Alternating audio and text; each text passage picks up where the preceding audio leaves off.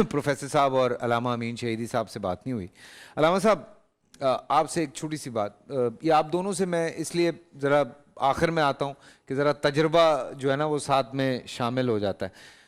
एक जो बहुत आम फहम चीज़ देखी गई है, मेरी बात को गलत मत लीजिएगा, बहुत कुछ दफ़ा ऐसे फतवे आए जिनकी वजह से कुछ नुकसानात भी उठाने पड़े।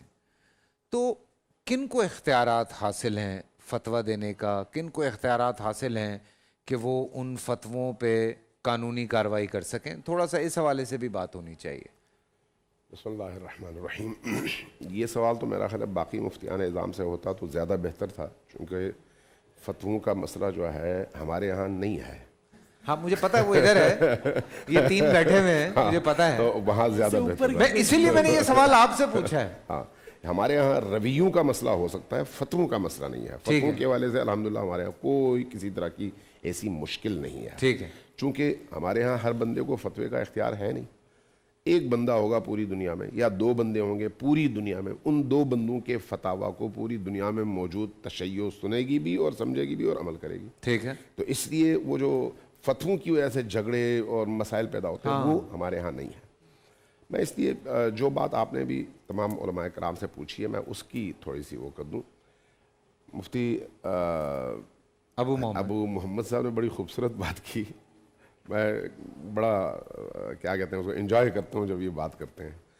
तो इन्होंने जो आखिर में एक बात की ना कि कारोबार में क्यों लोग मसलक में तकसीम नहीं होते, मस्जिदों में क्यों होते हैं, तो उसकी बुनियादी वजह क्या है?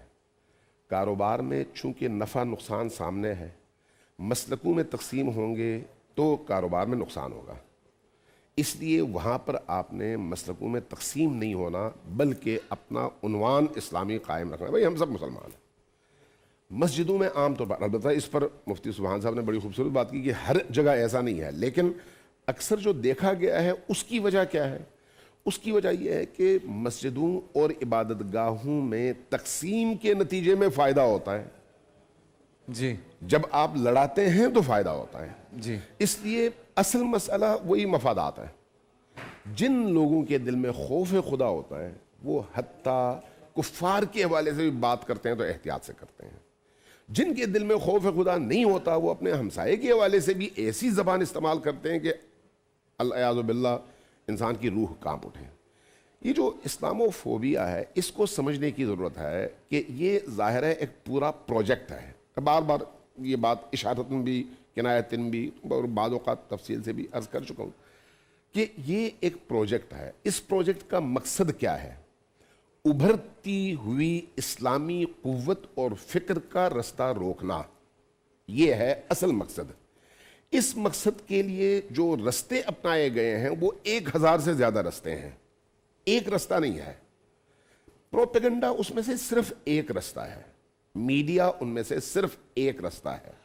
लेकिन अगर आप ओवरऑल दुनिया में मौजूद निज़ामों का मुताला करें तो आपको अंदाज़ा होगा कि हज़ारों उन्होंने ऐसे उसलूब निकाले हुए हैं और ख़ुसूसन बरतानिया को इस हवाले से कम 300-400 सालों का तजुर्बा है।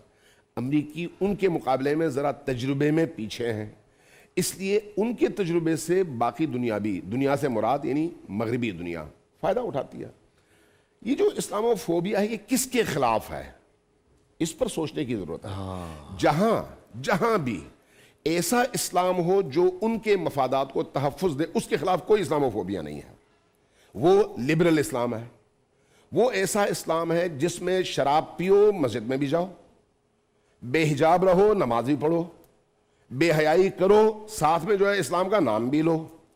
हर वो काम जिससे इस्लाम ने मना किया है उस इस्लाम में जायज़ है और उस जवाज के साथ फिर आदमी एक टाइटल भी लगा लेता है मैं मुसलमान भी हूं। अब जब इस तरह के इस्लाम और इस तरह के मुसलमानों को मगरिब प्रोमोट करता है और उसके नतीजे में कहीं पर कोई एक बंदा मेयर बन जाता है, कोई एक बंदा कहीं पर कोई और ओहदा हासिल कर लेता है, तो पूरी दुनिया में प्रोपेगेशन होती है, देखो भाई मगरिब में कितना अच्छा निज़ाम है, मुसलमानों को भी वो ये जगह दे रहे हैं। जबकि अगर वहां पर एक मुहज्जबा शराब को हराम समझने वाला मुहज्जबा औरत یا زنا اور بدکاری کو برا کہہ کر اس سے دور بھاگنے والا اور دوسروں کو روکنے والا، امر بالمعروف کرنے والا، نہی عن المنکر کرنے والا مسلمان چلا جائے، کیا اس کو بھی اس طرح سے اس عہدے تک وہ پہنچنے دیں گے؟ سوال پیدا نہیں ہوتا۔ اس کا مطلب یہ ہے کہ ان کو جو مسلمان چاہیے وہ ہے جو انہی کی طرح سے ہو۔ ٹھیک ہے، ٹھیک ہے، ایک کال لے لوں میں شاہ صاحب۔ پورا سال انتظار تھا مجھے اس رمضان میں، 30 دن 6 ٹیمز، 12 کنٹیسٹنٹس اور کیش کا پاؤں۔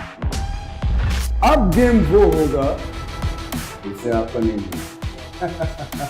جس میں جو کرنا تھا کر لیا۔ لاکھوں عوام کو دینے کا ذمہ ہم نے حصہ، شور گونجے گا ہر گلی نکڑ اور دکان، رمضان لیگ بنے گی آپ کی پہچان، نعرہ لگے گا تو پارا چڑھے گا۔ گیم شو ایسے چلے گا رمضان لیگ، روزانہ شام 7 بجے صرف بول انٹرٹینمنٹ پر۔